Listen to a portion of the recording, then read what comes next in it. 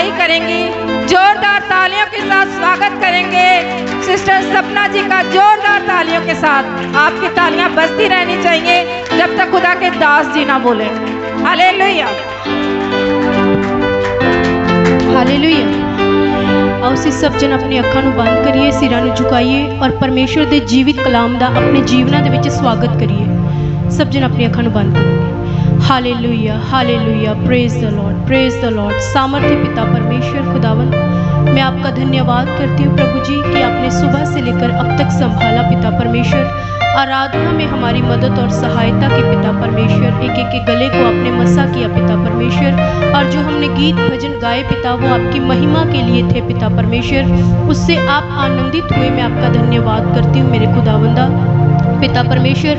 Sister Mandeep के लिए आपका धन्यवाद करती हूँ जिन्होंने आपके पाक वचन को इस जगह पर पढ़ा मेरे खुदावंद। आप उन्हें और ज़्यादा ब्लेस करें पिता परमेश्वर, और बहुत सारी बहनों को भाइयों को भी आप ब्लेस करें पिता परमेश्वर। और खुदावंदा जो गवाहियाँ हमने सुनी पिता परमेश्वर की, कैसे पिता आपने हर एक बहन को ब्लेस किया, भाइयों को ब्लेस किया पिता परमेश्वर अपने वचन के साथ मेरे खुदावंदा पिता परमेश्वर। मैं आपका दिल से धन्यवाद करती हूँ इन गवाहियों के लिए पिता परमेश्वर, और मैं विश्वास करती हूँ पिता कि आने वाले दिनों में हम और भी बहुत बड़ी गवाहियों को देखने जा रहे हैं पिता। इनके जीवनों में पिता परमेश्वर अद्भुत कामों को हम देखने जा रहे हैं पिता परमेश्वर। आप इनके बंधनों को प्रभु जी खोल चुके हैं, मैं आपका धन्यवाद करती हूँ पिता परमेश्वर। और जो दान हम सब ने दिया पिता परमेश्वर खुदावंदा, ये दान प्रभु जी आपके प्रभु सेवकाई के लिए इस्तेमाल होने पाए, आपकी प्रभु जी सेवकाई को बढ़ाने के लिए इस्तेमाल होने पाए पिता। ये पैसा पिता परमेश्वर खुदावंदा उन लोगों तक पिता आपके दास को पिता परमेश्वर पहुंचाने के लिए इस्तेमाल हो पाए खुदावन, जो लोग अब तक आपको नहीं जानते मेरे खुदावंदा।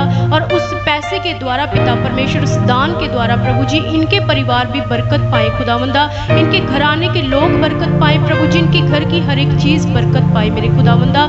और पिता परमेश्वर अगर किसी का काम नहीं चल रहा पिता परमेश्वर, अगर घर में कोई किसी तरह की परेशानी है मेरे पिता परमेश्वर, तो मैं मांगती हूँ खुदावंदा आपकी पाक हजूरी में खुदावंदा आज ही पिता यीशु के सामर्थी नाम से वो बंधन खुले पिता परमेश्वर, और ये गवाही के साथ लौटने पाए प्रभु जी, और सारे बेबरकती के बंधन यीशु के नाम से खुले पिता, और ये आपकी ब्लेसिंग को देखने पाए पिता परमेश्वर खुदावंदा। क्योंकि आपका पाक वचन कहता है जो दिल की गहराइयों से आपके घर में बोता है पिता, वो 100 गुना काटने पाता है पिता परमेश्वर। और आपका वचन अटल है पिता परमेश्वर, वो कभी टलता नहीं पिता परमेश्वर खुदावंदा। आज ही अपनी जिंदगियों में उस बरकत को देखने पाए मेरे खुदावंद पिता परमेश्वर। आपके दास जी के लिए मैं धन्यवाद करती हूँ पिता। सचमुच आपने एक अभिषिक्त दास हमारे लिए ठहराए हैं पिता परमेश्वर, जो हमें हर समय गाइड करते हैं पिता।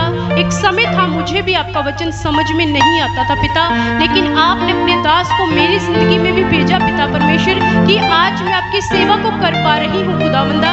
ये उनका एफर्ट है हमारे लिए पिता परमेश्वर, कि जो हमें वो सिखाते हैं मेरे खुदावंदा। आप अपने दास को आशीष और बरकत देना, और ज्यादा कसरत से इस्तेमाल करना पिता। जैसे मैंने सीख कर पिता आपकी सेवकाई को करने का निर्णय लिया पिता परमेश्वर, वैसे ही ये कलीसिया भी उस काम को करने के लिए तैयार हो जाए पिता। जो वचन आपके दास इन्हें सिखाते हैं पिता, उसको अपने जीवनों में उतारे और दूसरों तक पहुंचाने पाए पिता परमेश्वर, और इनके द्वारा बहुत सी रूहें बचाई जाए पिता परमेश्वर। और सचमुच ये अपने जीवनों पे काम करे पिता परमेश्वर, क्योंकि आपका वचन हमें सिखाता और संवारता है पिता परमेश्वर। और आपका वचन ये भी कहता है पिता परमेश्वर कि अपने आप को जांचो कि कहीं तुम में कोई रंजिश तो नहीं है पिता परमेश्वर। आज ही अपने आप को जांचे और सुधारे, और अपने जीवनों को बदले मेरे पिता परमेश्वर, क्योंकि आप एक बदले हुए इंसान को बहुत सी बरकतों से भरना चाहते हैं मेरे खुदावंदा।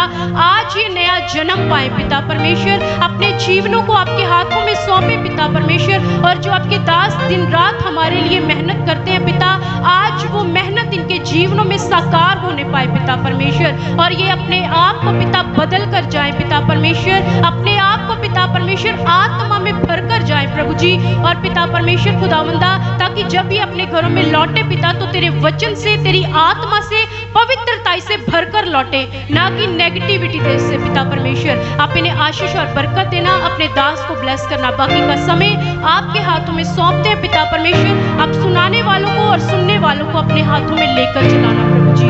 आप हमें हमारे प्रभु जी माइंड को अपने कंट्रोल में लेना पिता। यहाँ पर बैठा हुआ हर एक इंसान आत्मा में होकर बैठे पिता परमेश्वर, सबको आप आशीष और बरकत देना। आपका सामर्थी नाम महिमा पाए, यीशु के पवित्र और जीवित नाम से मांग लेते हैं, आमीन। हालेलुया। जोरदार तालियां बजाएंगे सिस्टर सपना जी के लिए, जोरदार तालियां बजाएंगे। Hallelujah, hallelujah, hallelujah, hallelujah. प्रभु का धन्यवाद। हालेलुया। और जैसे कि पवित्र कलाम उसकी 2 तिमोथियस 3:16 में लिखा है, संपूर्ण पवित्र शास्त्र परमेश्वर की प्रेरणा से रचा गया है और उपदेश और समझाने और सुधारने और धार्मिकता के लिए लाभदायक है, ताकि परमेश्वर का जन सिद्ध बने और हर एक भले काम के लिए तत्पर हो जाए। हालेलुया।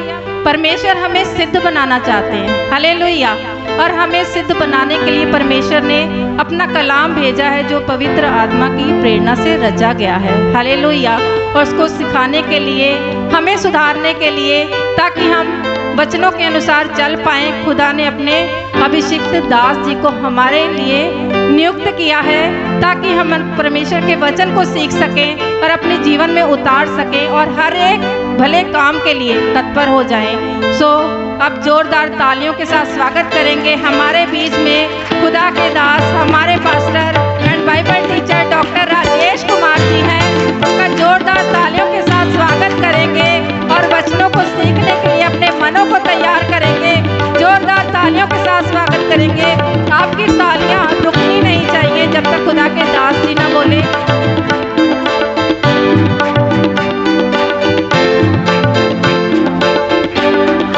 हालेलुया।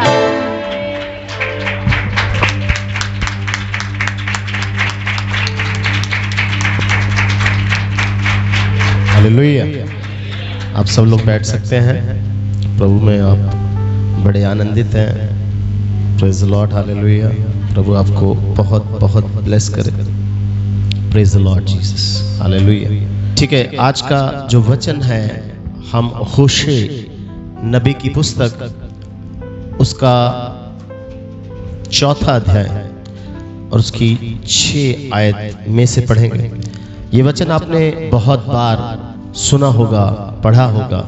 आज इस वचन की थोड़ी सी गहराई में हम जाएंगे। और ये जो वचन है, ये हर विश्वासी को पता होना चाहिए। ये वचन हर एक विश्वासी को अच्छी तरह पता होना चाहिए। और अच्छी तरह पता ही नहीं होना चाहिए, बल्कि अच्छी तरह समझ में भी आना चाहिए। आज का जो वचन है वो हर विश्वासी को पता होना चाहिए और हर विश्वासी को समझ में भी आना चाहिए। समझ में आने का क्या मतलब है? समझने का सही मतलब होता है कि मैं समझ चुका हूं और अब मैं दूसरे को भी समझा सकता हूं। इसका मतलब है मैं समझ चुका हूं, मुझे समझ में आ गया। समझ में आने का मतलब, हाँ मैं अच्छी तरह समझ गया हूं, अब मैं दूसरे को आसानी से समझा, ये बात मैं अपनी भाषा में अपने तरीके से आसानी से समझा सकता हूं। तो खुदावन चाहता है कि ये वचन जो आज आप सीखने जा रहे हैं आपको समझ में आए, ताकि आप दूसरे को समझा सकें। तो होशे नबी की पुस्तक उसका 4था अध्याय उसकी 6ठी आयत में ऐसा लिखा है कि मेरी प्रजा मेरे ज्ञान के ना होने से नाश हुई जाती है। ऐसा ही लिखा है। एक बार पढ़ लेंगे इसे। मेरे ज्ञान के ना होने से, मेरे ज्ञान के ना होने से मेरी प्रजा नष्ट हो गई, मेरी प्रजा नष्ट हो गई, नष्ट हो गई। तूने मेरे ज्ञान को तुच्छ जाना है, तूने मेरे ज्ञान को तुच्छ जाना है, तुच्छ जाना, इसलिए मैं तुझे अपना याजक रहने के अयोग्य ठहराऊंगा। इसलिए मैं तुझे अपना याजक होने के अयोग्य ठहराऊंगा। इसलिए कि तूने अपने परमेश्वर की व्यवस्था को तज दिया है, इसलिए कि तूने अपने परमेश्वर की व्यवस्था को तज लिया है। मैं भी तेरे बाल बच्चों को छोड़ दूंगा, मैं भी तेरे बाल बच्चों को छोड़ दूंगा। ठीक है। अब इस वचन पर थोड़ा थोड़ा हम गहराई से एक बात के ऊपर थोड़ा जाएंगे। जब यहाँ ये लिखा गया कि मेरी प्रजा, परमेश्वर कहता है कि मेरे ज्ञान के ना होने से, खुदावंद परमेश्वर कहता है कि मेरी प्रजा मेरे ज्ञान के ना होने से, जो मेरा ज्ञान है उस ज्ञान के ना होने से जो मेरी प्रजा है वो क्या हो रही है? नाश हो रही है। अब थोड़ा इसको अपने पवित्र आत्मा की अगुवाई में से पढ़ेंगे और समझेंगे, इसकी थोड़ी गहराई में उतरेंगे कि क्या जब ये बात बोली जा रही है होशे नबी के द्वारा, होशे नबी इज़राइल कौम के लिए ये बात बोल रहे हैं। अगर इसके कंटेक्स्ट को, इसके संदर्भ को हम समझें तो होशे नबी इज़राइल कौम के लिए बोल रहे हैं, ठीक है। तो इज़राइल कौम, क्या उनके पास परमेश्वर का ज्ञान नहीं था? क्या उनके पास परमेश्वर का नॉलेज नहीं था? जब होशे नबी ये बात बोल रहे हैं कि मेरी प्रजा मेरे ज्ञान के ना होने से नाश हो रही है, तो इसका मतलब ये नहीं है कि इज़राइल जो कौम थी उनके पास ज्ञान नहीं था, जबकि ज्ञान खुदावंद मूसा नबी के द्वारा एक व्यवस्था की पुस्तक के रूप में दे चुका है। लगभग 600-700 साल पहले खुदावंद खुदा मूसा नबी के द्वारा, मूसा भविष्यवक्ता के द्वारा अपनी व्यवस्था एक पूरे तरीके से दे चुका है, ज्ञान दे चुका है, ज्ञान उन्हें सौंप चुका है। फिर होशे नबी को यह बात क्यों कहनी पड़ गई कि मेरी प्रजा मेरे ज्ञान के ना होने से नाश हुई जाती है? ज्ञान तो उनके पास है, व्यवस्था उनके पास है, वचन उनके पास है, फिर नबी ऐसी बात क्यों कह रहा है? अब इसको समझेंगे थोड़ा। जब नबी ये बात कह रहा है कि मेरी प्रजा मेरे ज्ञान के ना होने से नष्ट हुई जाती है, इट मीन्स, इसका अर्थ, इसका मतलब यह है कि ज्ञान तो है, ज्ञान तो उपलब्ध है, लेकिन उसे रिजेक्ट किया गया, उसे अस्वीकार किया गया, उसे कबूल नहीं किया गया। ज्ञान था, ज्ञान प्रेजेंट था, मौजूद था, उपस्थित था, लेकिन उसे रिजेक्ट किया गया। पहली बात, रिजेक्शन ऑफ नॉलेज, खुदा के ज्ञान का रिजेक्शन कर दिया गया, रिजेक्ट किया गया। सुनना ही नहीं चाहते, ग्रहण ही नहीं करना चाहते, हम देखना ही नहीं चाहते, इस तरफ ध्यान करना ही नहीं चाहते, टोटल रिजेक्शन। ये उस समय इज़राइल की कौम ने किया। दूसरा, ऐसा भी नहीं कि सारी की सारी कौम ने टोटल रिजेक्शन कर दिया, और रिजेक्शन किया होता तो यहां पर नबी भी बैठा है। यानी सारी इज़राइल कौम ने, टोटल का टोटल कौम ने रिजेक्शन नहीं किया, अस्वीकार नहीं किया। कुछ लोगों ने उस व्यवस्था को, उस परमेश्वर के ज्ञान को सुना, रिसीव किया, मान भी लिया, सुना, रिसीव किया, मान भी लिया, लेकिन इग्नोर किया। क्या कर दिया? इग्नोर कर दिया। उन्होंने उस पर ध्यान नहीं दिया, उन्होंने उस ज्ञान को सुना, रिसीव किया, मान भी लिया, लेकिन तुच्छ जाना, उसे उन्हें स्वीकार कर लिया, लेकिन उसे तुच्छ जाना, उसे इग्नोर किया। वो कोई बात नहीं, बाद में देख लेंगे, फिर देख लेंगे, फिर पढ़ लेंगे, फिर सुन लेंगे। इग्नोर, हिंदी में कहते हैं उपेक्षित किया। क्या किया? उपेक्षित, इग्नोर मारा, निग्लेक्ट कर दिया, नजरअंदाज कर दिया, ध्यान ही नहीं किया, जरूरत उसकी महसूस ही नहीं होने दी। और ये जो कारण था, उसके कारण मेरी प्रजा नाश हुई।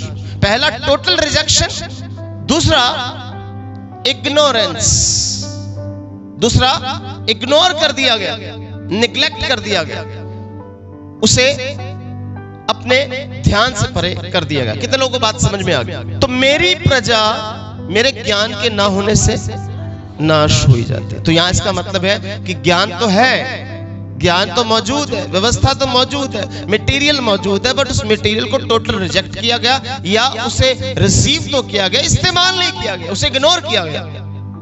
तो इस करके इसका रिजल्ट क्या निकलना है? जो प्रजा है वो नाश हो रही है। और प्रजा का नाश होना, आप मॉरली, सोशली और स्पिरिचुअली आपका डाउनफॉल आएगा, आपका पतन हो जाएगा, आप नाश हो जाएंगे। कि मेरी प्रजा मेरे ज्ञान के ना होने से नाश हो रही है, उसका रिजल्ट ये निकलना है, आप खुद तो तबाह होंगे, खुद तो नाश होंगे, साथ में आपका परिवार भी, आपका समाज भी, आपके बहन भाई, आपके रिश्तेदार, और यहां तक कि आप स्पिरिचुअली डेड हो जाएंगे, खत्म हो जाएंगे। और यह नाश बड़ा भयंकर है।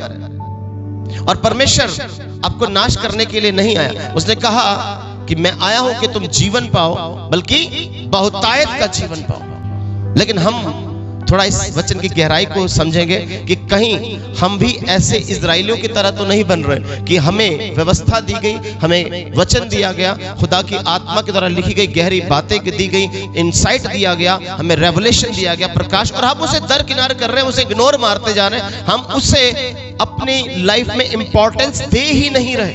कहीं ऐसा हमारे साथ भी तो नहीं हो रहा? कितने लोग समझ रहे इस बात? बोलो हालेलुया। मेरी प्रजा मेरे ज्ञान के ना होने से नाश हो रही है। वो कह रहा है कि मेरे याजकों ने मेरी व्यवस्था को तुच्छ जाना। अब आप बोलोगे ये बात तो याजकों के लिए, ये बात तो खुदा के जो प्रीस्ट हैं उनके लिए, ये तो हमारे लिए नहीं है। हमारे लिए नहीं है। एक गलत पादरियां वास्ते, पादरियां ने सही तरीके टीच नहीं किया, लेकिन वहां पे प्रजा बोला गया। नाश कौन हो रहा है? प्रजा। मतलब ये प्रजा और याजक दोनों की रिस्पॉन्सिबिलिटी है। और अगर आप कहें कि याजकों के लिए बोला गया, तो बाइबल जब आप अच्छी तरह पढ़ेंगे तो यीशु मसीह ने आकर हमें जब उद्धार किया तो हमें राजा भी बनाया और याजक भी बना दिया। बोलो हालेलुया। हम यीशु मसीह में आकर राजा भी बने और याजक। हम ये नहीं कह सकते मैं याजक नहीं हूं, मैं भी याजकों को, कि खुदावंद ने मुझे याजक पद दिया है, राजपदधारी याजकों का समाज बना दिया। बोलो हालेलुया। अब इस बात को थोड़ा समझेंगे हम।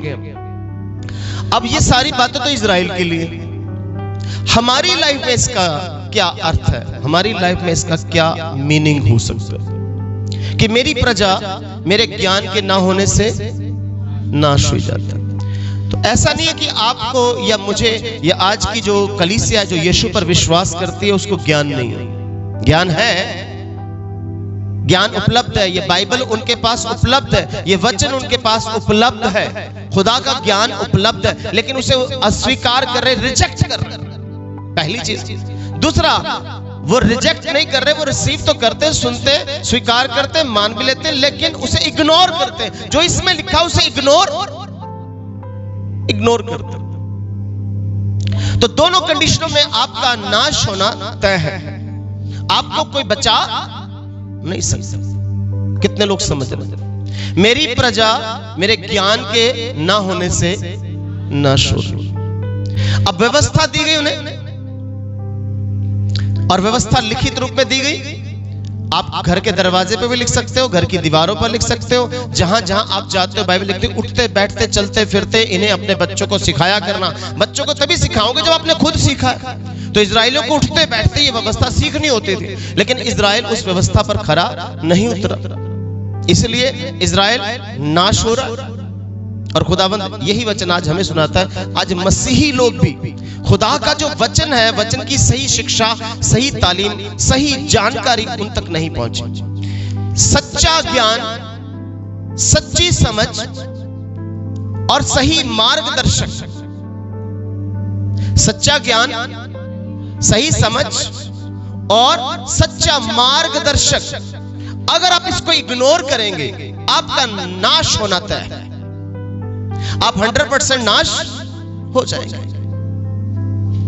सच्चा ज्ञान, सच्ची समझ और सच्चा मार्गदर्शक, जो आपका पायनियर, मार्गदर्शक को अंग्रेजी में कहते हैं पायनियर, मार्गदर्शक जो आपको पथ प्रदर्शक करता है, रास्ता दिखाने का काम करता है, जो आपको गाइड करता है, आपको समझाता है, आपको ऐसा नहीं ऐसा चलना। अब मेरी प्रजा मेरे ज्ञान के ना होने से क्या हो रही है? अब आप बोलोगे हमें ज्ञान तो है यार, बाइबल में पढ़ते हैं, बाइबल का हमें नॉलेज है, उत्पत्ति से प्रकाशित वाक्य हमें पता है, हमें ये पता है, बाइबल में ये लिखा, बाइबल में वो लिखा, बाइबल में ये लिखा, बाइबल में वो लिखा, हमें सारा नॉलेज है, हमें ज्ञान है। तो हमारी हालत उस वकील की तरह हो जाएगी, उस लॉयर की तरह हो जाएगी जिसको सारी वकालत की सारी धाराएं तो पता है, लेकिन खुद वो जेल के अंदर है। खुद कहां पर है? ऐसे वकील का वकालत पढ़ने का क्या फायदा हुआ? सारी वकालत का नॉलेज, सारी आईपीसी की धाराएं पढ़ने का क्या फायदा हुआ? खुद कहां पर है? हमारी हालत भी वही है। अगर हम छोटी छोटी बातों में उलझ जाते हैं, टूट जाते हैं, घर के कलेशों से निराश हो जाते हैं, सुसाइड का थॉट आ जाता, सुसाइडल थॉट आ रहे हैं, इट मींस हम कैद में, इट मींस हम अभी आजाद नहीं हुए। हमारी हालत उस वकील की तरह है। हमें ज्ञान तो है लेकिन हम उसे निग्लेक्ट कर रहे हैं, हम उसे इग्नोर मार रहे हैं। हमारा मरना तय है, हमारा नाश होना तय है। मेरी प्रजा मेरे ज्ञान के ना होने से, अब आपके पास बाइबल है, खुदा का वचन है, और आप इसे याद तो कर रहे हैं। इसको समझना थोड़ा। एक है स्पिरिचुअल वर्ल्ड, एक है फिजिकल वर्ल्ड। जिस वर्ल्ड में अभी हम घूम रहे, विचर रहे, अपनी जिंदगी बिता रहे हैं, ये एक संसार है और ये हकीकत है। लेकिन एक हकीकत और भी है कि एक और वर्ल्ड, एक और संसार है जिसे स्पिरिचुअल वर्ल्ड कहते हैं, जिसे आत्मिक संसार कहते हैं। आत्मिक संसार भी है। आप विश्वास करते हैं कि आत्मिक संसार भी है? जब प्रभु यीशु मसीह इस दुनिया में आए तो फिजिकल वर्ल्ड की बात नहीं कर रहे, वो स्पिरिचुअल वर्ल्ड की बात कर रहे हैं। और इंसान अंधा है, इसीलिए स्पिरिचुअल वर्ल्ड नहीं देख पा रहा। इंसान पाप में, इसलिए स्पिरिचुअल वर्ल्ड देख, इंसान अज्ञानता में है, इंसान इग्नोर कर रहा है जो बताया जा रहा है, इसलिए उस स्पिरिचुअल चीजें उसे नजर। यीशु कहता तुम आंख होते हुए भी नहीं देखते, कान होते हुए भी नहीं, बुद्धि होते भी तुम्हें समझ नहीं आ रहा, क्योंकि तुम आत्मिक तौर पर अंधे हो। मेरी प्रजा मेरे ज्ञान के ना होने के कारण क्या है? नाश हो रही है। आप स्पिरिचुअल वर्ल्ड में, आपको पता है, जो आपका फिजिकल घर है जहां पर आप रहते हैं, उस घर में आपके पिता है, माता है, बहन है, भाई है, बच्चे, आपकी पूरी फैमिली रहती है। उस फैमिली को आप देख रहे हैं, लेकिन उस फैमिली के अंदर एक स्पिरिचुअल फैमिली भी है। पिता, पुत्र, पवित्र आत्मा भी रहता है जो आपको नजर। पिता भी उस घर में रहता है, उसका पुत्र यीशु भी रहता है, उसका पवित्र आत्मा भी रहता है, उसका पवित्र कलाम, उसके पवित्र आत्मा की बातें, उसकी फेलोशिप भी वहां पर, उसके दूध भी वहां पर, वो आपको नजर। वो कब नजर आएंगे? जब हमें स्पिरिचुअल ज्ञान हो जाएगा, हमें आत्मिक ज्ञान हो जाएगा। अभी जो आत्मिक ज्ञान है और संसारिक ज्ञान, इसमें थोड़ा फर्क है, इसको समझना। एक तरफ से आपने पूरी बाइबल को जान लिया, पूरी बाइबल को रट लिया, आयतें आपको पता, ये आयत वहां लिखी है, आयत वहां लिखी है, आयत वहां लिखी है, बात वहां पढ़ी, ये आपको अच्छी तरीके आता है, सब कुछ पता है आपको। ठीक है, मैंने अभी एक वकील का एग्जांपल दिया। वकील को सारी आईपीसी की धाराएं पता है, लेकिन खुद कहां पर है? ऐसे एक मसीह आदमी, उसको सारी बाइबल की आयतें पता, लेकिन छोटी छोटी बातों में टूट जाता है, बड़ी जल्दी वह विचार में गिर जाता है, बड़ी जल्दी पाप में गिर जाता है, बड़ी जल्दी नेगेटिव हो जाता है, और बड़ी जल्दी खुदा को कोसने लगता है। बड़ी जल्दी उसकी हार्ट बीट तेज हो जाती है, उसका ब्लड प्रेशर ऊपर नीचे हो जाता है। इसका मतलब अभी उसकी हालत भी उस वकील की तरह ही, बाइबल तो पता है, वचन सुनता है, चर्च भी अटेंड करता है, फेलोशिप भी अटेंड करता है, लेकिन अभी उसके अंदर वो काम नहीं हुआ, स्पिरिचुअल वर्ल्ड वाली आंखें उसकी खुली नहीं। सबसे पहली बात, खुदावंद आपकी जब स्पिरिचुअल आंखें खोलता है, खुदावंद अपना ज्ञान आप पर प्रकट करता है, तो क्या होता है? सबसे पहले आपके अंदर क्या घटना घटती है? आपको क्या समझ में आता है कि ये क्या, कौन सा ऐसा ज्ञान है जो मेरे अंदर आ गया? बोलो hallelujah.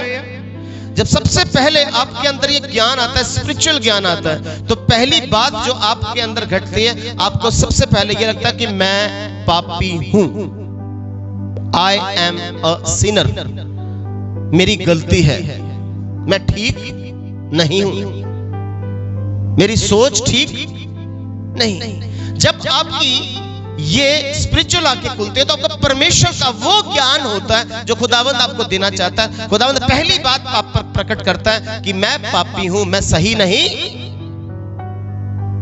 I am a Sinner.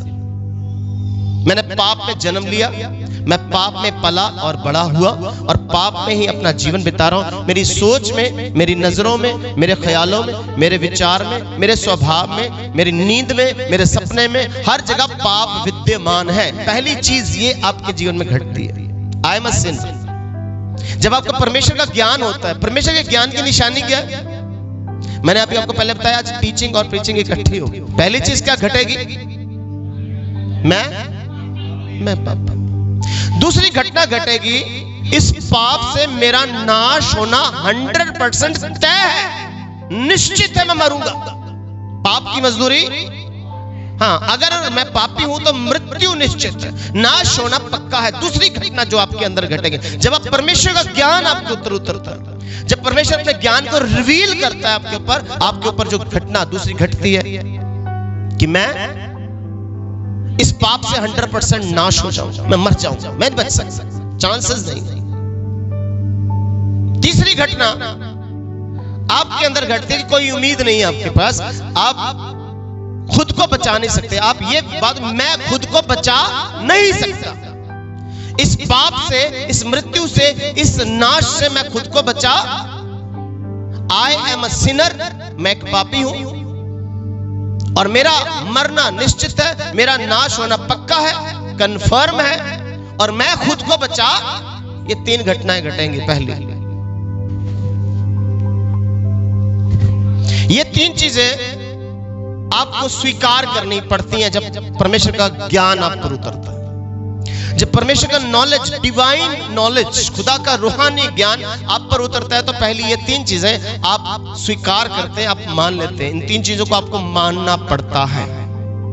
बोलो हालेलुया, बोलो हालेलुया। अब दूसरी घटना क्या घटती है? पहली घटना में 3 चीजें घटी, और दूसरी घटना क्या घटती है? जब आपके ऊपर डिवाइन नॉलेज, रूहानी ज्ञान उतरता है। जैसे होशे नबी कह रहा है, मेरी प्रजा मेरे ज्ञान के ना होने से नाश हो रही। तो जब डिवाइन नॉलेज आप पर उतरता है, आप पर साया करता है, आपको अपने पूरे काबू में, कंट्रोल में करता है, तो पहली घटना क्या घटती है? पहले आपको मैंने बताया कि आप स्वीकार करते हैं। पहली चीज आप मान लेते हैं कि मैं पापी हूं, मैं, और इस पाप से मुझे 100% मौत मिलने वाली है, और मैं खुद को अपनी ताकत से बचा नहीं सकता, ये पक्का है। अब दूसरी घटना क्या घटती है जब नॉलेज उतरता है आपके ऊपर? वो घटना ये घटती है कि मेरे पापों के लिए यीशु मर गया। बोलो हालेलुया। पहली घटना थी मैं पापी हूं, मैं। अब ये घटना घटेगी जब रूहानी नॉलेज आप पर उतरेगा कि मेरे गुनाहों के लिए वो क्रूस पर मर गया।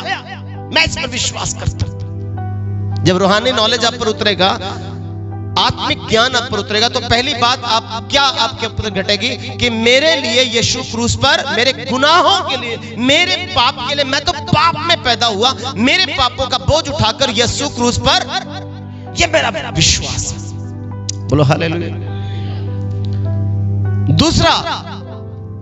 दूसरा यह था कि मेरा मरना निश्चित है, लेकिन अब आप इस बात पर विश्वास करोगे, उसने मुझे माफ कर दिया। पहले मेरा मरना निश्चित था, अब मेरा उद्धार हो चुका, उसने मुझे माफ कर दिया।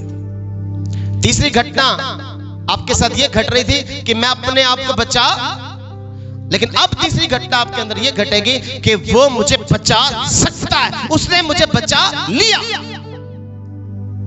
बोलो हालेलुया। थोड़ा मुश्किल हो रहा है, समझ में आ रही है बात? तो जब आपके ऊपर रूहानी नॉलेज, आत्मिक ज्ञान उतरता है, तो पहली घटना कि मैं पापी हूं और मेरे पाप से मुझे मरना पड़ेगा, मैं खुद को बचा नहीं सकता, इसको आप कबूल करते हो।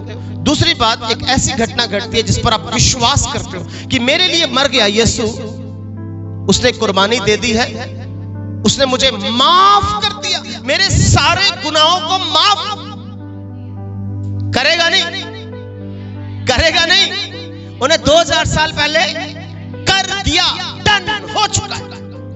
बोलो हालेलुया। कर दिया मेरे यीशु, और उसने मुझे बचा लिया।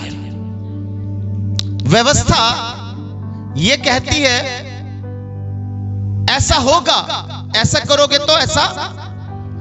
अनुग्रह कहता कि ऐसा हो चुका, ऐसा उसने कर दिया मेरे यीशु। बोलो हालेलुया।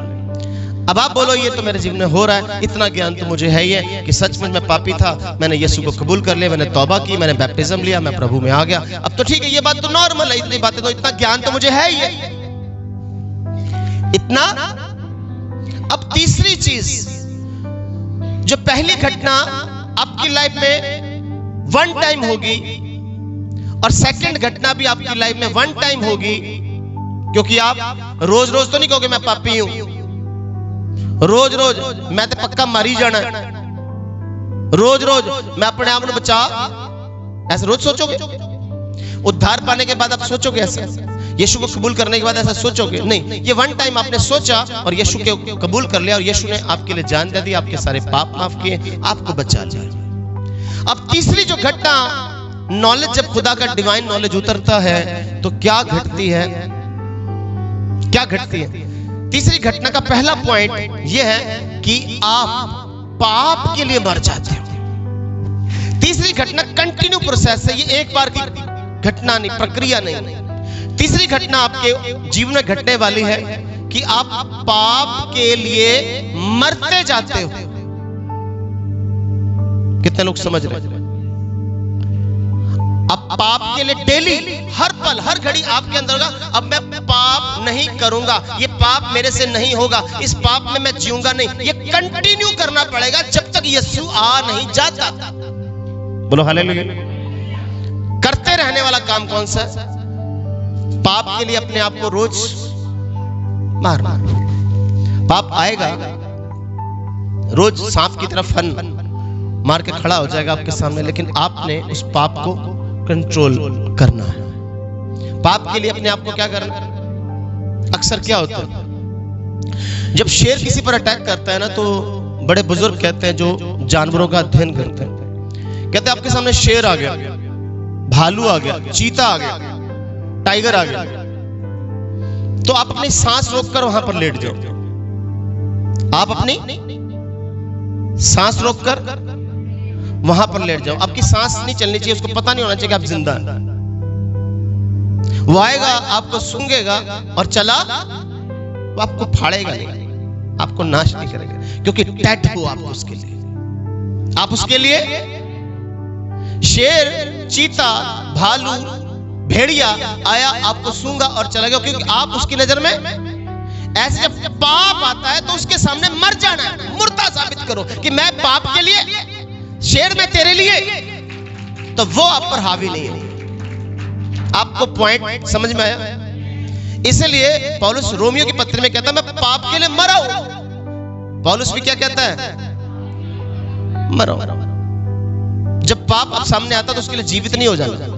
जीवित होगे, बोलोगे मैं अपनी बुद्धि से, अपनी समझ से, अकल से मैं इधर निकल जाऊंगा जी, नहीं निकलना नहीं तो फंस जाना। दाऊद भी फंस गया। बड़े बड़े महारथी फंस जाते हैं जो जीवित शो करते हैं, बड़ा नॉलेज दिखाते हैं।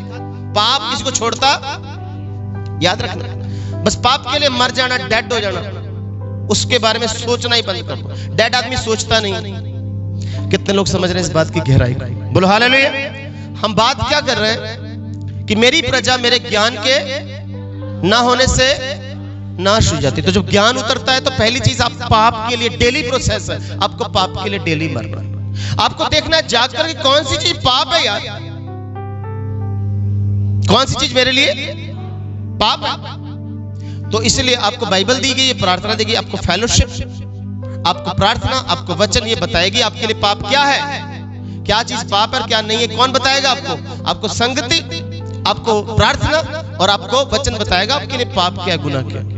पहली चीज क्या है? आपको करते क्या रहना है? पाप के लिए मरना। दूसरा, आपको क्या करने की जरूरत है? जब डिवाइन नॉलेज आप पर उतरता है तो आपको क्या करते रहने की जरूरत है? आपको ये बात याद रखने की जरूरत है, हर बात याद रखने की, कि मेरा नया जन्म हुआ है नई जिंदगी के लिए यीशु में। मेरा यीशthem में नई जिंदगी के लिए नया जन्म हुआ है, मैं नया जन्म पाया हुआ। ये बात आपको करते रहने वाली। पहले आप अगरबत्ती जलाते थे और ऐसे ऐसे करते थे, पूरे घर में, दुकान में क्या करते हैं, अगरबत्ती जलाकर तूणी दे जल्दी। जब आप प्रभु में आ गए तो अब आप इस पाप के लिए मर गए। अब जगह जगह जाते हैं, आप माथा टेक लेते हैं, आप जगह जगह जाते हैं, ऐसे करते, चाहे ऐसे करते, कैथोलिक का चर्च आया तो चर्च के सामने ऐसे कर लिया, मंदिर आए तो झुक गए, मस्जिद आए तो झुक गए। ये आप कब करते हैं? जब तक आपका नया जन्म, मेरा मसीह यीशु में नई जिंदगी के लिए नया जन्म हुआ है, इसको हर रोज करने की जरूरत है। मैं नया जन्म पाया हूं, इसलिए यीशु ने कहा जब तक कोई नए सिरे से ना जन्मे वो परमेश्वर के राज्य में दाखिल। आज लोग 15 साल से मसीह हो सकते हैं, 20 साल से मसीह हो सकते हैं ना, लेकिन क्या नया जन्म पाया कि नहीं पाया? ये कंटिन्यू प्रोसेस है आपका, ये डेली प्रोसेस है। डेली पाप के लिए मरना है और डेली आपको ये याद रखना है कि मैं मसीह में नया जन्म पाया हुआ, I am new born Christian. कितने लोगों को समझ में आ रहा है? समझ में आ रहा है? थोड़ा मुश्किल लग रहा है। तीसरी घटना जो घटती है वो ये घटती है कि मैं यीशु की दुल्हन हूं, मैं यीशु की पवित्र दुल्हन हूं और उसके अनंत जीवन के लिए तैयार हूं, उसके अनंत जीवन के लिए। अब आपको समझ में आ रही है बात मैं क्या समझ? अब आपका काम है कि मैंने यीशु की दुल्हन बनकर उसकी आमद के लिए अनंत काल के लिए तैयार होते जाना। अब होशे नबी कहता है मेरी प्रजा मेरे ज्ञान के ना होने से नाश हो रही। अब हमें ज्ञान क्यों नहीं होता? क्योंकि हमारी स्पिरिचुअल आंखें नहीं खुली होती, आत्मिक आंखें नहीं खुली। आत्मिक जहां की बातें हमें समझ में नहीं आती कि क्या कुछ हो रहा है हमारे साथ, क्या कुछ नहीं हो रहा। क्यों अचानक घर में झगड़ा हो गया, क्यों अचानक कर्जा आ गया, क्यों अचानक बीमारी आ गई, क्यों लड़ाई झगड़ा हो गया, क्यों हमारा फाइनेंशियल क्राइसिस आ गया। ये सब चीजें अचानक नहीं आई, ये स्पिरिचुअली अटैक है आपके ऊपर, ये दुष्ट आत्मा का अटैक है। क्योंकि आप पाप के लिए अपने आप को मार ही नहीं रहे, आप यीशु मसीह में नया जन्म पाकर यीशु की न्यू लाइफ को एंजॉय नहीं कर रहे। न्यू लाइफ को मैं कल एक वीडियो देख रहा था, एक फॉरेनर लेडी थी, वो कोई टाइम था वैश्या थी, फिर वो फिल्म एक्ट्रेस बन गई। फिल्म एक्ट्रेस बनने के बाद भी उसके बहुत सारे लोगों के साथ गलत रिलेशन। फिर उसे प्रभु यीशु के बारे में पता चला, उसने प्रभु को एक्सेप्ट किया और उससे पूछा गया अंग्रेजी में, who is lord Jesus for you? Yeshu Masih आपके लिए क्या है?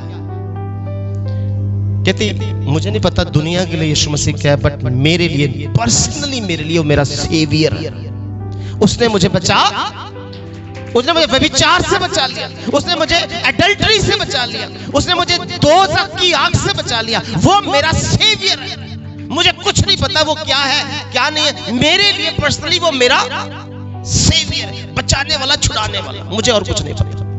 बोलो हालेलुया। जिस चीज से मुझे कोई भी छुड़ा नहीं सकता था, मुझे यीशु ने छुड़ा लिया। मेरा saviour, I live for him and I die for him. मैं उसके लिए जी, उसके लिए मरूंगा। बोलो हालेलुया।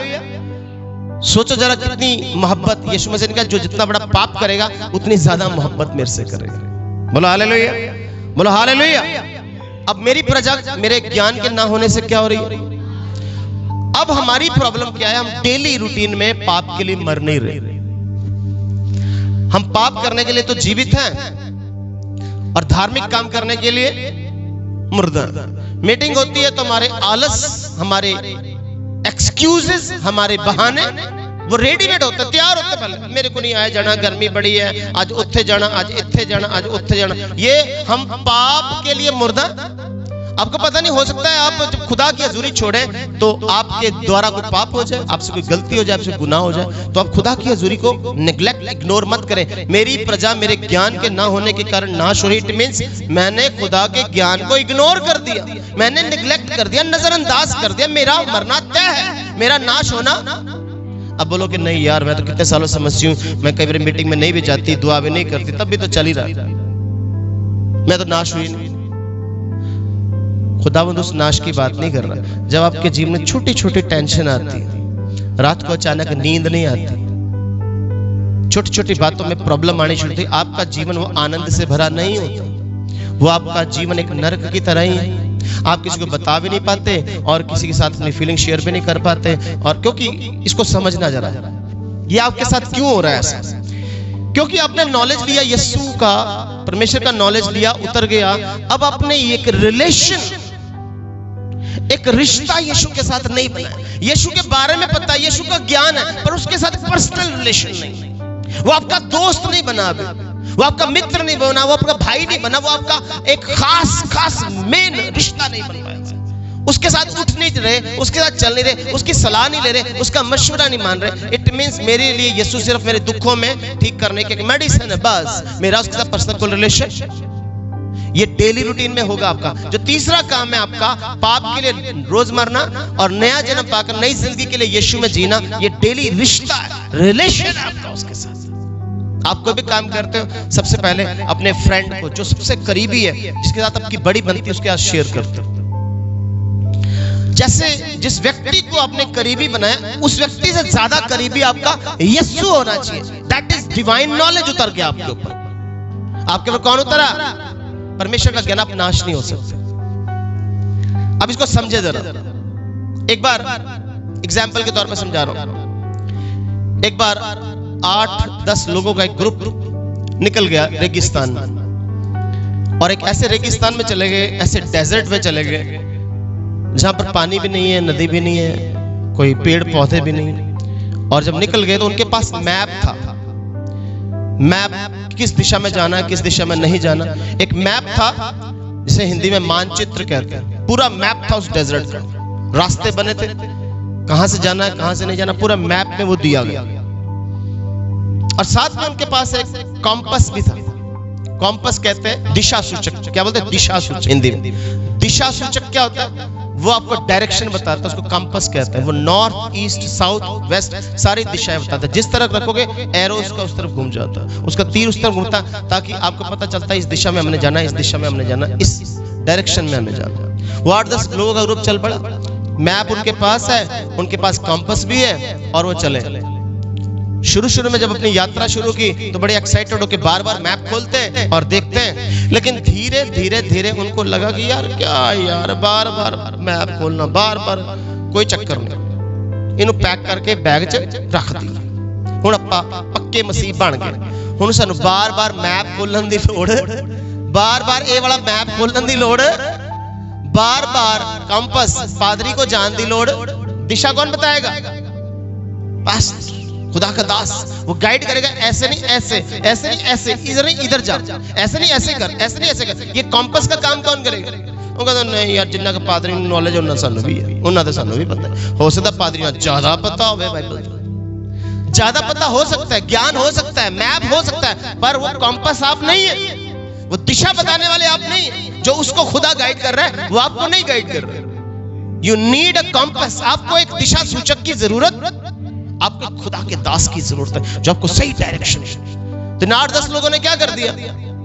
मैप भी है, दिशा सूचक भी है, बट भाई भटक गए। अब समझ नहीं आ रहा क्या करें।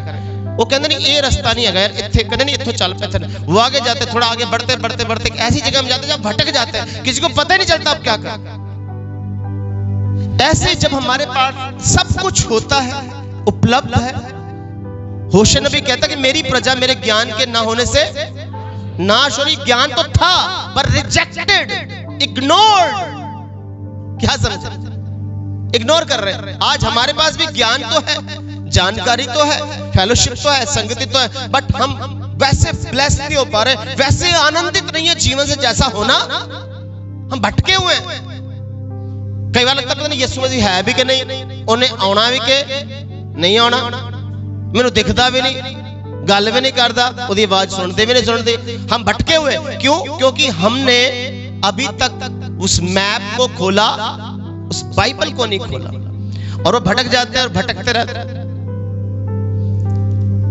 और कई किलोमीटर दूर निकलने के बाद उनका पानी खत्म हो जाता है, उनकी रोटी खत्म हो जाती है, और थकावट के कारण वो बीमार हो जाते हैं। अब मरने की कगार पे, क्योंकि मेरी प्रजा मेरे ज्ञान के ना होने से।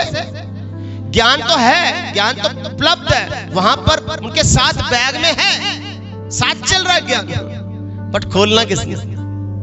नहीं समझ में आ रहा। अब सांसें टूटने वाली है, होंठ फट गए, मरने वाली हालत हो। अचानक वहां पर कोई व्यक्ति ऊंट पर आता है और कहता क्या हुआ? कहता हम रास्ता भटक गए, समझ नहीं आया। उसने कहा रास्ता भटक? कैसे भटक? तुम्हारे पास कोई मैप नहीं? कहता है, कोई कंपास है तो फिर मर क्यों रहे हो? हमने देखा ही नहीं, भूल गए, इग्नोर कर दिया, निगलेक्ट कर दिया। धीरे धीरे आपको लगता है प्रॉब्लम है, कोई चक्कर नहीं, पास्टर जी ने की गल करनी, पास्टर बिजी होने, और पास्टर जी 4 गल्लां होर सुना देनी, छड्डो पर यार अपना काम करिए, मैं फिर निकल ही जाऊंगा, मैं कर लांगा। नहीं, you have to take the direction. आपको डायरेक्शन लेनी है। कई बार आपको बाइबल में क्यों लिखा सुलेमान बुद्धिमान है, तू अपनी समझ का सहारा, you have to take decision. आपको सहारा लेना, किसी की मशवरा, किसी की गाइडेंस, किसी की काउंसलिंग की जरूरत होती है आपको। बोलो हालेलुया। मेरी प्रजा मेरे ज्ञान के ना होने से क्या हो रही? नाश हो जा रही। ज्ञान तो है हमें, लेकिन हम उसे प्रैक्टिकल शेप नहीं दे रहे। आपको प्रैक्टिकल शेप देनी पड़ेगी। आपको स्पिरिचुअल वर्ल्ड में जाकर देखना होगा कि मेरे साथ क्यों ऐसा हो रहा, क्यों मैं सुस्त हूं, मेरा दुआ करने का मन क्यों नहीं करता, मेरा खुदा के साथ वो प्यार, रूहानी प्यार क्यों नहीं। तो यहां पर मेरी प्रजा मेरे ज्ञान के ना होने से क्या हो रही? जब आपको स्पिरिचुअली ज्ञान हो जाता है तो आपके जीवन में आपको समझ आती है कि मेरे पास खुदा ने मैप दिया। ये बाइबल एक मैप की तरह, कॉम्पास खुदा का दाद है जो मुझे दिशा देगा, मुझे उसकी गाइडेंस से चलना, उसकी प्रार्थना के साथ चलना, और देखना खुदा आपके जीवन में काम करेगा। और खुदा ने यहां पर बोला कि मैं तुम्हें नहीं, तुम्हारे बच्चों को नाश करूंगा। क्या बोलता है खुदा? तुम तो अपना दर्द बर्दाश्त कर ही लोगे, पर अपने बच्चे का दर्द आपसे बर्दाश्त। इट मींस खुदा चाहता है कि हम उसके ज्ञान को जानना शुरू करें। मैं अब ये जो मैं आपको बातें बता रहा हूं ना, यही बातें आपने जाके लोगों को बतानी है। आप कहते हैं मैं की वचन प्रचार करा, मैं लोगों को की दसा। सबसे पहले आप लोगों को पाप के बारे में बताओ। कैसे एक व्यक्ति को पाप के बारे में बताएं? एक बंदा कहता मैं कोई पाप ही नहीं करता, मैं कोई किसी का बुरा चाहे नहीं, मैं तो कदी माड़ा काम किया नहीं, मैं पापी नहीं है। दसो मैंने सुसमाचार कहता मैं कोई पाप नहीं किया, दसो सुसमाचार तू की सुनाना चाहता, तुझे की सुनाओगे? अगला कहता मैं पाप ही नहीं किया, मैं पाप करता ही नहीं, मैं माड़ा सोचता ही नहीं, मैं सुपने च भी माड़ा नहीं करता। कई बंदे होते हैं पूरी अड़ी रहने वाले, आप कैसे बताओ? तो बाइबल कहती है व्यवस्था ने पाप की पहचान करवाई। व्यवस्था ने तो किसी व्यक्ति को यह बताना कि तू पापी है, उसको व्यवस्था बताओ क्या। और व्यवस्था में पहला हुक्म क्या था?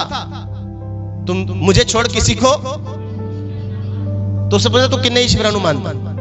मेरे लिए सारे रब इक्को ही है, बस इत्थे ही तरफ पाप है, सारे रब इक्को ही है। नहीं समझ रहे आप मेरी बात को पकड़ रहे? क्या चीज कि अगर बंदा कहे मेरे को पाप नहीं किया, तो सबसे पहले उसको ये व्यवस्था बताएं, व्यवस्था सिखाएं कि आप क्या एक ही खुदा को मानते हो, सच्चे जीवित खुदा को मानते हो। आपके घर में कोई मूर्ति नहीं, कोई फोटो नहीं, आप किसी इंसान को परमेश्वर नहीं मान रहे। नहीं नहीं यार, मेरे लिए सारे रब है, वो भी रब है, सारे धर्म एक कोई नहीं। यही तो गुनाह है आपका, यही तो पाप। दूसरा बाइबल कहती है कोई मूर्ति खोद के ना बनाना, ना उसके आगे दंडवत करना। वो कहते मैं तो सारे रब को मानना, मैं जितने मर्जी मत्था टेक, यही गुनाह है आपका। तो अपने माता पिता का क्या कर, तो कौन सा बंदा ढंग से कर रहा था? कहीं ना कहीं हम गुनाह कर रहे हैं। और ये बातें आपने लोगों को बतानी है, ये बात आपने लोगों को गाइड करनी है कि पाप है कहां, आपके द्वारा पाप हो रहा है। वो बोलता है कि आप झूठ नहीं बोलते, तू झूठी साक्षी ना देना, तू लालच ना करना, तू व्यभिचार ना करना, तू खून ना करना, तू चोरी ना करना, किसी की चीज का, किसी की वस्तु का, किसी के पशु का लालच। तो हर चीज में 10 हुक्म में बंदा फंस जाएगा। दुनिया का कोई भी बंदा इस 10 हुक्मों को पूरा नहीं कर सकता। इसलिए खुदा ने डिवाइन ये व्यवस्था दी, क्योंकि पाप को पहचान करवाने के लिए व्यवस्था दी गई। बोल के हाँ यार, इस हिसाब ना तो मैं की है। यही तो बताना जो लोगों को जाके किसी बहन के पास बैठना, किसी भाई के पास बैठना, उसको रियलाइज करा देना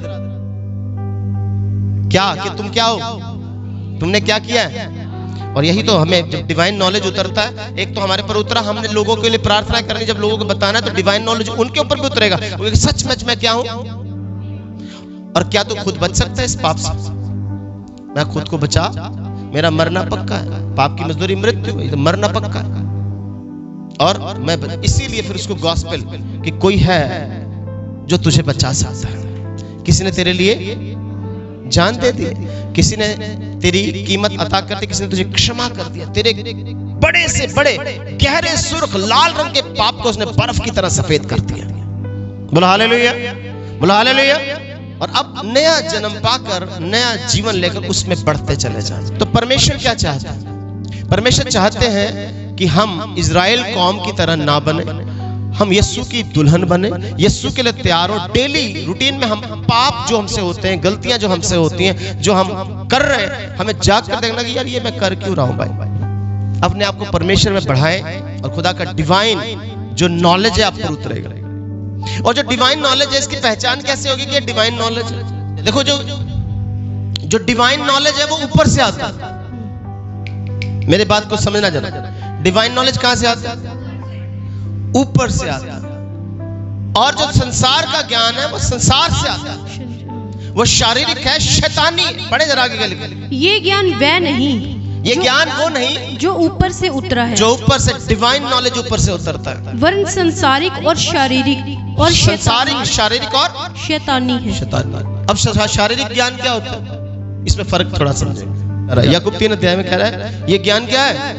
ये ज्ञान वह नहीं जो ऊपर से उतरा है, शारीरिक ज्ञान। अब मान के चलो हम चर्च में आ रहे हैं, इंसान होने के नाते चर्च के किसी बंदे से हमारी मिसअंडरस्टैंडिंग हो जाती है, होती है ना। इंसान होने के नाते कभी हमें लगता है कि यार ठीक नहीं, मेरा ठीक नहीं किया, इन्हें मेरे ठीक नहीं, ये होता है हमारे अंदर एक नेगेटिव फीलिंग आ जाती है, और उसके प्रति भी आती है, उसके मन में हमारे प्रति भी आ जाती है मिसअंडरस्टैंडिंग होना। देखो जहां पर दो बर्तन है उनका खड़खड़ाना क्या है? जितने दो भांडे होते खड़कना होना था स्वाभाविक होगा। अब बोलो हमारे चर्च में कोई किसी से लड़ता नहीं, सारे बढ़िया। नहीं, सारे चर्च में, हर घर में, हर परिवार में मिसअंडरस्टैंडिंग होती है और ये चलेगी, इसके बगैर हम बच नहीं सकते। बात पकड़ में आ रही? अब आपकी किसी से मिसअंडरस्टैंडिंग हो गई, आपकी किसी से नाराजगी होगी, मान के चले जोरावर भाई की करण भाई से नाराजगी होगी, करण भाई की जोरावर भाई से नाराजगी होगी, कोई बात करण भाई की जोरावर भाई को नहीं अच्छी लगी, जोरावर भाई को करण भाई की बात नहीं अच्छी लगी, एग्जाम्पल दे रहा हूं। और करण भाई या जोरावर भाई कहते यार मेरा हुण चर्च जान दा दिल, तो करण उत्थे मिलदा, करण भाई कहते मेरा जान दा दिल नहीं करदा, तो जोरावर बैठा ਉਹਨੂੰ ਦੇਖਦਾ ਤਾਂ ਮੈਨੂੰ ਮਿਰਚਾਂ ਲੱਗਦੀਆਂ, ਮੈਨੂੰ ਗੁੱਸਾ ਆਉਂਦਾ, मेरा मूड अपसेट होता, मैंने फिर वो गल चेते आती। तो क्या डिवाइन नॉलेज उतरा, ठहरा? क्या हमने पाप के लिए अपने आप को मुर्दा समझा कि नहीं? यीशु ने कहा अपने दुश्मनों के साथ क्या करो, तो वो मैंने नॉलेज लिया, उस नॉलेज को मैंने जिंदा होने दिया, उसको रेमा वर्ड समझ के रिसीव किया। नॉलेज तो है, पर मैं कहा हूं जेल में, जलन की जेल में, जेलसी की जेल में कह दूं हूं मैं वकील, हूं मैं विश्वासी। नहीं पकड़ रही बात आप कहोगे करण भाई कहते मैं तेरे जाना, कुसुम को बोले कुसुम तू चल जा, तू चल जा मेरा मन। अब कुसुम मैं तू ही नहीं जाना तो मैं कहते नहीं जाना। कल्ला बंदा क्या करे, परिवार को भी साथ में लपेटेगा। जोरावर कहते मैं नहीं जाना, गोपी तू चल जा।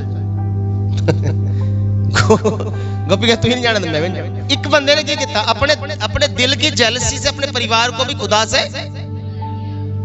आप समझ रहे इस बात को? एक एग्जाम्पल दे रहा हूं मैं आपको। ऐसे करते हम टूट जाते हैं और तोड़ देते हैं संगति। मैंने आपको बताया ये सारी चीजें कब चलेंगी, जब प्रेयर करेंगे आप, और क्या करेंगे, वचन पढ़ेंगे और फेलोशिप। ये चीजें आपको तब पता लगे मैं गलत हूं यार। यहाँ पर अगर मेरे मन में जोरावर भाई के प्रति नेगेटिविटी आ रही है, करण भाई के प्रति नेगेटिविटी आ रही है, तो मुझे अपने मन को जांचना है। मन फिराओ स्वर्ग का राज्य, सबसे अधिक मन की चौकसी कर। ये मन को ऐसा रोग लगा है जिसका इलाज नहीं है। मुझे इस नेगेटिविटी को निकालना, इस जेलसी को निकालना। मैं अपने भाई की आंख का तिनका क्यों देखता हूं, तो सिद्ध तो मैं भी नहीं हूं, गलती तो मेरे अंदर भी बड़ी है कि नहीं? तो तब आप जब डिवाइन नॉलेज उतरेगा और आप कहेंगे नहीं, और पाप के लिए मरा हूं यार, इस बात के लिए मरा हूं, क्यों ना यार माफ कर दूं, क्यों ना इस बात को इग्नोर करूं, क्यों मैं कमियां निकाल रहा हूं किसी से, क्यों मैं इस कमियों को निकाल रहा हूं। एक बहन थी, मैं बहुत बार इस कहानी को सुना चुका। वो किसी चर्च में जाती थी और चर्च में जाकर बोलती थी पास्टर जी बस मैं अगले हफ्ते तुहाडे चर्च नहीं आना, तुहाडे चर्च कोई बंदा चजदा नहीं, इधर दी चुगली इधर, इधर दी गल्लां उधर, उधर दी गल्लां उधर, बिना मतलब तो एक दूजे नूं बदनाम करी जांदा। मैं चर्च छड्ड देना, मैं नहीं आना। पास्टर कहंदा ठीक है अगले हफ्ते नहीं आना, कोई चक्कर नहीं। एक मेरी गल सुन, बेनती है अगले हफ्ते आ जा, उस तो अगले हफ्ते तो आना बंद कर, एक हफ्ते आ जा, ठीक है? ते एक छोटा जिहा काम है वो करी, ते बाकी फिर तेरी मर्जी, तेरा डिसीजन, तू भावें नहीं आ ना, कोई टेंशन। तो तू की करी, अगले हफ्ते आ। और अगले हफ्ते जैसे आई चर्च, तो खुदा के दास ने उसको पानी का गिलास पकड़ाया, ऊपर तक भरा हुआ, मुंह तक भरा पानी, और कहा कि जब तक चर्च चलेगा शुरू से लेकर आखिर तक इस पानी के गिलास को पकड़ना और चर्च के चक्कर लगाते रहना, सारी चर्च चलती रहेगी। तेरा ध्यान होना चाहिए पानी के गिलास से एक भी बूंद नीचे नहीं गिरनी चाहिए। गिलास पकड़ते पकड़ते पकड़ते पकड़ते तूने चलना, एक बूंद नीचे गिरनी नहीं चाहिए। जब तक चर्च में आखिरी कलमा ना पढ़ा जाए आपने इस पानी के गिलास से बूंद नीचे गिरने नहीं देंगे। हो गया वो सारा चर्च होता आखिरी कलमा पढ़े, कहते पस्सी में एक भी बूंद नहीं गिरनी, कहता वो गल बाज करांगे। ये दस चर्च पुट्ठे काम किन्ने किन्ने कीते, केड़ा किदे जैलसी करदा, केड़ा किदी चुगली करदा, ये किन्ने किन्ने कीता। कहंदे मेरा सारा ध्यान गिलास वास्ता, मेरा इस गल ते ध्यान है। आपका ध्यान जीवन के जल यीशु पर होना चाहिए। आपका ध्यान कहीं और ही चला हुआ, जेलसी आपके अंदर से नहीं निकल रही, आपके अंदर जो कीड़े नहीं निकल रहे, फिर अविश्वासी में और हम में क्या फर्क है? हमने कहां नया जन्म पाया, हमने कहा अभी यीशु को अंदर रिसीव किया, मेरा वो स्वभाव नहीं आया, मुझे करना पड़ेगा ऐसा, आपको करना पड़ेगा।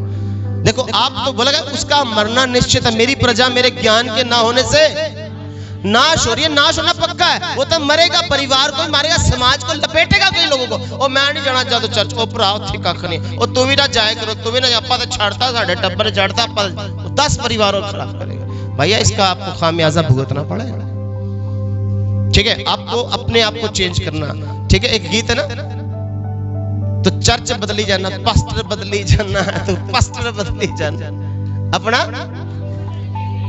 सुने ना गीत, सुना?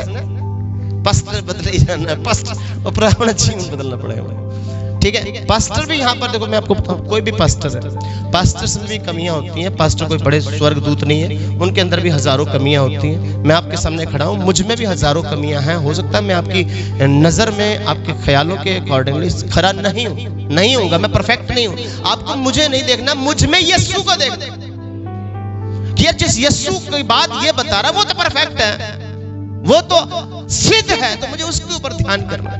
बोलो हालेलुया, बोलो हालेलुया। तो आपने एक दूसरे के साथ नाराज होने से पहले ये सोचना है कि मैं इस भाई से नाराज नहीं हो रहा, इसके अंदर जो बैठा यीशु है मैं उससे नाराज हूं। इसके अंदर कौन बैठा है? अब आप सब किस पर विश्वास करते हैं? तो आप सबके अंदर कौन?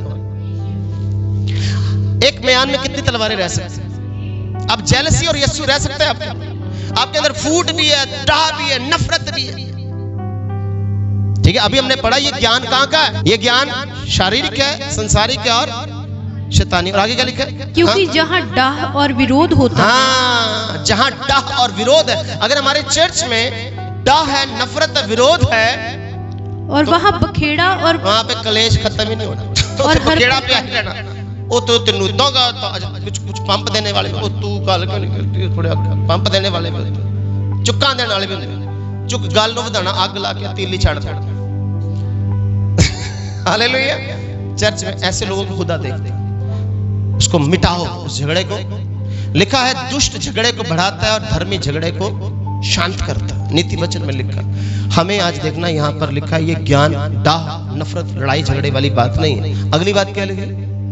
क्योंकि जहाँ डाह और विरोध होता है वहाँ बखेड़ा और हर प्रकार का दुष्कर्म भी होता है, उल्टे काम भी होंगे। पर जो ज्ञान ऊपर से आता है, अब जो डिवाइन नॉलेज ऊपर से आएगा वह पहले तो पवित्र होता है, पवित्र, फिर मिलनसार, कोमल, मिलनसार। मैं गाले नहीं करने जोरावर भाई ना, मैं करन भाई ना गाले नहीं करने, मैं ना दे मत्थे लगना है। और ये कौन सा ज्ञान उतरा आपके ऊपर? ये कौन सा ज्ञान उतर गया? शैतानी ज्ञान उतर गया।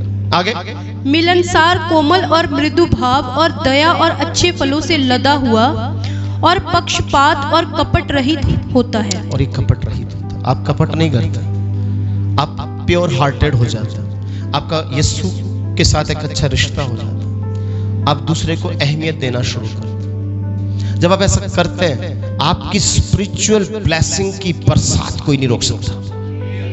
नहीं तो आप कष्ट में रहेंगे, कर्जे में रहेंगे, टेंशन में, बीमारी में, आपका मन उदास ही। हालेलुया। मैं चाहता हूं आप सब लोग अपनी जगह पर खड़े हो जाए और यहाँ पर एक हम राउंड बनाएंगे, एक दूसरे का हाथ पकड़ ले, राउंड बना ले, सब लोग आ जाए।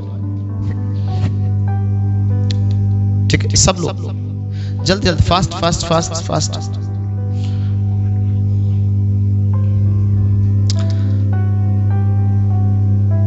ठीक है, थोड़ा इसको पीछे कर दो, थोड़ा पीछे कर दो, मुझसे उसको भी थोड़ा पीछे कर देना। मुस्कान, इन्हें थोड़ा पीछे कर देना, हल्का जा, बस ठीक है, हाथ पकड़ लो। ठीक है, हमने आज जो वचन सुना है ना डिवाइन नॉलेज का, कि खुदा मेरे को पवित्र कर। आपने अपने लिए दुआ नहीं करनी, जिसका हाथ आपने पकड़ा है आपने उसके लिए प्रार्थना करना और कहना, प्रभु मेरे जीवन से इस भाई इस बहन को ब्लेसिंग मिले। करें, थोड़ी देर के लिए प्रार्थना करें आप। खुदावंद खुदा प्रभु यीशु मसीह, हम मिलकर प्रभु एक देह बनकर, एक दुल्हन बनकर प्रभु नया जन्म पाकर इस कलीसिया को एक देह में देखना चाहता है। आपकी महायाजकीय प्रार्थना है प्रभु, आपकी हाई प्रीस्टली प्रेयर है पिता, कि हे पवित्र पिता, जैसे मैं और तू एक है, ये भी हमारे समान एक हो पाए प्रभु। ये चर्च एक हो पाए, ये कलीसिया एक हो पाए, हर किसी के प्रति जो मन मुटाव, नफरत, जेलसी की स्पिरिट है, यीशु के सामर्थ्य नाम में दूर होने पाए। हम अपने बहन भाइयों के लिए प्रार्थना करें, इस परिवार के लिए प्रार्थना करें प्रभु जी। हम दुआ में आगे बढ़े। होशे नबी कहता है कि मेरी प्रजा मेरे डिवाइन नॉलेज के ना होने की वजह से नाश हो रही है प्रभु। प्रभु मुझसे गलतियां तो होती हैं पिता परमेश्वर, लेकिन मेरी गलतियों को आप माफ करने वाले खुदा हैं। आप मेरे परिवार को माफ करने वाले खुदा, यीशु मसीह के सामर्थ्य नाम में आंखें खोलकर प्रार्थना करें। आप आंखें खोलकर प्रार्थना करें कि खुदाबंद, मैं जिसको देखता हूं, जिस भाई बहन को देखता हूं, मैं उनके लिए प्रार्थना करता हूं यीशु के सामर्थ्य नाम में। ये पिता परमेश्वर आपके बच्चे हैं प्रभु, हम मिलकर आपकी देह बनकर पिता परमेश्वर काम करें प्रभु। हम लोगों को सुसमाचार फैलाएं पिता, खुशखबरी का संदेश दें कि हमने पाप में तो जन्म लिया, हम पाप में मर जाने वाले थे, लेकिन यीशु मसीह ने हमारे पापों को क्षमा किया, यीशु मसीह ने हमें बचा लिया यीशु मसीह के सामर्थ्य नाम में। हर एक जन जो अभी विश्वास में नहीं है वो विश्वास में आने पाए प्रभु। यीशु मसीह का पवित्र आत्मा इस कलीसिया को ब्लेस करे, ये कलीसिया ब्लेस होने पाए पिता, इस कलीसिया के साथ दूसरे लोग भी ब्लेस होने पाए, हम एक देह बन पाए, एक दुल्हन बन पाए, एक मकसद के साथ, एक उद्देश्य के साथ एक दूसरे के लिए प्रार्थना करते हैं पिता, एक दूसरे की कमियों को दूर करते हुए पिता, एक दूसरे की आंखों के तिनके को ना निकालते हुए प्रभु यीशु अपनी और ध्यान करें, अपने ऊपर फोकस हो जाए कि मेरा जीवन ठीक नहीं प्रभु, मेरे जीवन को आप शुद्ध करें प्रभु। हम इस कलीसिया की ब्लेसिंग का कारण बने प्रभु। हम दुआ में बढ़े प्रभु, हम नफरत के लिए नहीं पैदा हुए पिता, हम जेलसी के लिए पैदा नहीं हुए पिता, हम प्रेम करने के लिए पिता, हम यीशु मसीह के लोग हैं पिता, हम आत्मा में बढ़ने वाले लोग हैं पिता, हम माफ करने वाले लोग हैं पिता, हम नेगेटिविटी को दूर करने वाले लोग हैं प्रभु जी। हम पॉजिटिव होकर चले पिता, हम पॉजिटिविटी में चले यीशु के सामर्थ्य नाम में। पवित्र आत्मा परमेश्वर इस कलीसिया को ब्लेस करें, इन लोगों को ब्लेस करें यीशु के सामर्थ्य नाम में। एक एक पर आपका पवित्र आत्मा उतरे, एक एक पर आपका पवित्र आत्मा उतरे, आपका सामर्थ्य आत्मा उतरे प्रभु जी। ये एक हो जाए, ये एक हो जाए, एक मन हो जाए, एक सोच, एक मकसद, एक ही विचार के साथ चले पिता परमेश्वर, एक सुर में चले, एक राग में चले पिता। आपका नाम इनके जीवन में महिमा पाए प्रभु यीशु मसीह के सामर्थ्य नाम में, प्रभु यीशु के सामर्थ्य नाम में, प्रभु यीशु के सामर्थ्य नाम में पिता। सचमुच पिता परमेश्वर, जैसे इजराइल पिता परमेश्वर आपके ज्ञान के साथ के ना होने से नाश हुआ प्रभु यीशु, वैसे ये विश्वासी नाश न होने पाए पिता। हमारा वो ज्ञान यीशु आप है पिता परमेश्वर, आपके वचन में लिखा परमेश्वर का वो ज्ञान यीशु ही है पिता परमेश्वर। आप ही हमारा वो ज्ञान है पिता, आप ही हमारी वो समझ है, आप ही हमारे मार्गदर्शक है प्रभु यीशु। इनको पिता परमेश्वर गाइड करें, जीवन के हर प्रदर्शन पर गाइड करें, ये अपने ऊपर फोकस हो, दूसरों की कमियां ना देखें, दूसरों की नेगेटिविटी को ना देखें पिता। हम ब्लेस हो जाएं यीशु के सामर्थ्य नाम में, यीशु मसीह के सामर्थ्य नाम में। एक दूसरे को ब्लेस करते हैं प्रभु, हम एक दूसरे को ब्लेस करते हैं, हम एक दूसरे की फैमिली के लिए प्रेयर करते हैं, एक दूसरे के बच्चों के लिए प्रार्थना करते हैं प्रभु जी यीशु मसीह के सामर्थ्य नाम में। In the mighty name of Jesus, Yeshu के सामर्थ्य नाम में। ये डिवाइन नॉलेज प्रभु यीशु, ये डिवाइन ज्ञान प्रभु यीशु मसीह आज मैं आजाद कर चुका पिता। आज का वचन हमारे लिए रीमा वचन है पिता, जीवित वचन है प्रभु यीशु, हमारे हृदय में उतरे प्रभु जी, हमारे परिवार में में उतरे पिता, हमारे कारोबार में उतरे प्रभु जी, हमारे जिस्मों को तंदुरुस्त रखे पिता, हम दूसरों की ब्लेसिंग का कारण बने in the name of Jesus. Yeshu के सामर्थ्य नाम में, यीशु के पवित्र नाम में, यीशु के अद्भुत नाम में, यीशु के पवित्र पवित्र पवित्र नाम में मांग लेते हैं, यीशु के सामर्थ्य नाम में, यीशु के सामर्थ्य नाम में मांगते पिता। आप सुन चुके पिता, आप कर चुके, हो चुका यीशु के सामर्थ्य नाम में पिता। पिता परमेश्वर आपका धन्यवाद करते हैं पिता, इस प्रेम के लिए पिता, इस वचन की सामर्थ के लिए पिता, इस पाकीज़गी के लिए प्रभु जी। इस कलीसिया को ब्लेस करे प्रभु, इनके परिवारों का ब्लेस कर चुके प्रभु जी, इनके जिस्मों को ब्लेस कर चुके पिता। एक एक पर आपका अनुग्रह उतर चुका, ठहर चुका, आपका डिवाइन नॉलेज उतर चुका प्रभु जी, आपका रीमा वर्ड ऑफ गॉड उतर चुका है प्रभु यीशु। और पिता परमेश्वर हम दूसरों के लिए ब्लेसिंग का कारण बन चुके। सर आदर आपका है प्रभु जी, आप ही को देते हुए ये विनती, निवेदन, प्रार्थना विश्वास के साथ यीशु नाम में मांग लेते हैं। आप कन्फेशन करें कि आज से अगर मेरे चर्च के किसी भी मेंबर के साथ मनमुटाव हो, लड़ाई झगड़ा हो, तो सबसे पहले मैं खुद जाकर उस भाई से, उस बहन से माफी मांगूंगा, क्योंकि याकूब की पत्री कहती है तुम एक दूसरे के सामने अपने गुनाहों को मान लो। खुदावंद के वचन को मैं पूरा करूंगा, मैं खुदावंद के वचन को पूरा करता रहूंगा। मैं किसी से नफरत नहीं करूंगा, मैं प्यार करूंगा, क्योंकि यीशु ने मुझसे प्यार किया। उसने मुझे पवित्र आत्मा दी ताकि मैं दूसरों को माफ कर सकूं, मैं दूसरों के दुख में दुखी हो सकूं, दूसरों की खुशी में खुश हो सकूं। ये चर्च हमारा आत्मिक परिवार है, ये यीशु आपकी देह है, हम इसमें शामिल हैं प्रभु। कोई भी अंग तुच्छ नहीं पिता, कोई भी मेंबर तुच्छ नहीं प्रभु। हम सब में यीशु आप रहते हैं। हम पहले आपको देखेंगे प्रभु, आपकी सूरत देखेंगे प्रभु, फिर उस भाई को माफ करेंगे, फिर उस बहन को माफ करेंगे। हम प्रेम में बढ़ेंगे, हम वचन में बढ़ेंगे, हम संगति में बढ़ेंगे और एक दूसरे का सहारा बनेंगे और बहुत सी रूहों को बचाएंगे। हमको ब्लेस करें यीशु, हमें ब्लेस करें प्रभु।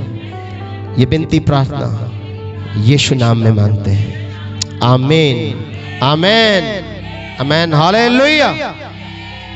खुदा आप सबको ब्लेस करे। आप अपनी जगह में बैठ सकते हैं। खुदा आप सबके साथ हो। और जो वचन आपने सुना, इस वचन को अपने हृदय में हमेशा के लिए रखें, क्योंकि बाइबल कहती है कि मेरी प्रजा मेरे ज्ञान के ना होने से खुदावंद आपको नाश करना नहीं चाहता। परमेश्वर का ज्ञान कोई और नहीं, खुदावंद यीशु खुद ही है। बोलो हालेलुया, बोलो हालेलुया। आइए हम सपना के साथ मिलकर खुदावंद की प्रार्थना को करें। आइए हम प्रभु की प्रार्थना करें। ऐ हमारे बाप, ऐ हमारे बाप, तू जो आसमान पर है, तू जो आसमान पर है, तेरा नाम पाक माना जाए, तेरा नाम पाक माना जाए, तेरी बादशाहत आए, तेरी बादशाहत आए, तेरी मर्जी जैसे तेरी मर्जी जैसे आसमान में पूरी होती है, आसमान में पूरी होती है, जमीन पर भी हो। जमीन पर भी हो। हमारे रोज की रोटी हमारी रोज की रोटी आज हमें दे, आज हमें दे। और जिस तरह हम अपने कसूरवारों को माफ करते हैं, अपने कसूरवारों को माफ करते हैं, तू हमारे कसूरों को माफ कर, तू हमारे कसूरों को माफ कर। हमें आजमाइश में न ला, हमें आजमाइश में न ला, बल्कि बुराई से बचा, बल्कि बुराई से बचा, क्योंकि बादशाहत और कुदरत जलाल हमेशा तक तेरी हो, हमेशा तक तेरी। आमीन आमीन। अब हमारे परमेश्वर का प्रेम, प्रभु यीशु मसीह का अनुग्रह और पवित्र आत्मा की संगति और सहभागिता हम सबके साथ, दुनिया के तमाम सच्चे और पवित्र विश्वासियों के साथ प्रभु यीशु मसीह की दूसरी आमद तक होती रहे। खुदावंद आप सबको ब्लेस करे। जैसे सही सलामत आप प्रभु के भवन में आए हैं, सही सलामत अपने परिवारों में जाएं। जब आप अगले हफ्ते लौट कर आएं तो गवाहियों के साथ आएं। God bless you all.